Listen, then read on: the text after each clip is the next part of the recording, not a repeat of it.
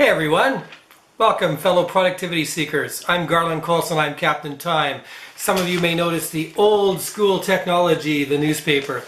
I still read the local newspaper from time to time because it does have some useful information, but you know, I really don't buy the big thick national newspapers anymore.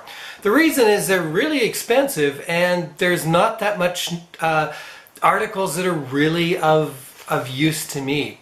So instead, what I do is I create my own newspaper, and I use a service called Feedly for that. And I read my newspaper either on my tablet, and that's an example of the news on tablet, or on my smartphone. And you can see there the news feed on the smartphone. So why do I do this? Well, first off, the topics in the national newspapers are not necessarily of interest to me.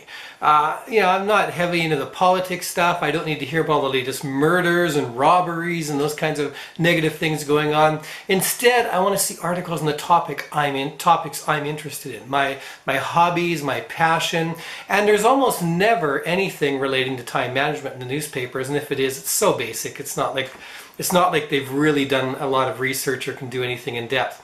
More and more newspapers are cutting photographers, cutting reporter positions, so the reporting's getting less and less. And if you look at the driving section of any newspaper, you'll see that what it really is it's really just a big advertising feature. There's no actual independent reporting on the quality of a car in the newspapers. So I use a service called Feedly, and Feedly works with something called RSS feeds. You don't have to know what that is. It's really just a convenient way that a reader like Feedly can pick it up. So what Feedly does is it picks up RSS feeds from common news sources, sites around the world.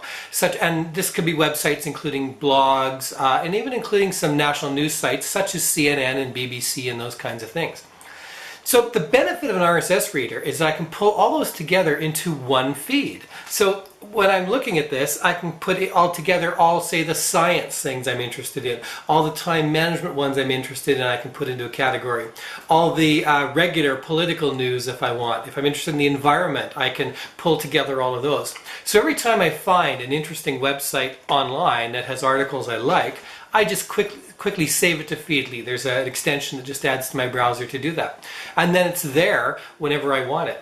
So if I'm out traveling and I'm stuck in the car for a few minutes or a doctor's waiting room and I've got my smartphone with me, then I just go ahead and on my smartphone I'll just read some of the news right while I'm there.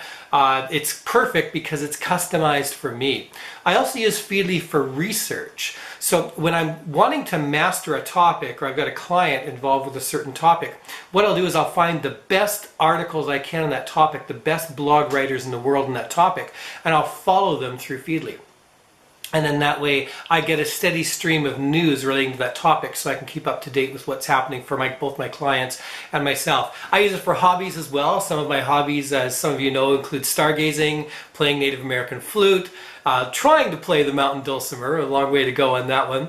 And wood carving is something new I've taken up. I love to mangle wood, and it doesn't look very good, but I really find it restful to spend time with my hands wood carving. So therefore I follow different wood carvers whose work I like, whose tips I like, tips on sharpening tools, tips on how to do certain techniques, and it's really a great way to keep up. So I think newspapers are pretty much dying, I hate to say it, but I really love that I can control the kinds of articles that I want to do. So check out Feedly, Feedly.com. It's a free service, and start setting that up, and then you can automate a lot of your research this way too, so it's a great time saver to have it go there. Another tip is whenever all those newsletters you get when you subscribe to, I unsubscribe from all of them and I only follow ones that have an RSS feed instead. That way I can pull them into Feedly.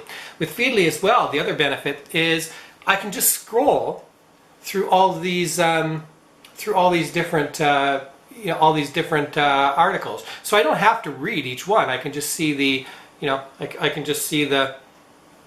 see that, scroll through until I find the ones I want. So it's really fast to just scroll through and see the articles I want. And remember, every article on here is a feed I like to follow. So these are articles, the best of the best that I've chosen. So I know that the content is good. But even still, sometimes if I'm following, say, stuff about Android, because I have an Android phone, a lot of it's just reviews of the newest stuff. And until I'm ready to buy a new Android phone, I really don't need that. So I skip past all of that, which works very well. So that's my tip for today. Yeah, hope you like it, and we'll talk to you next time.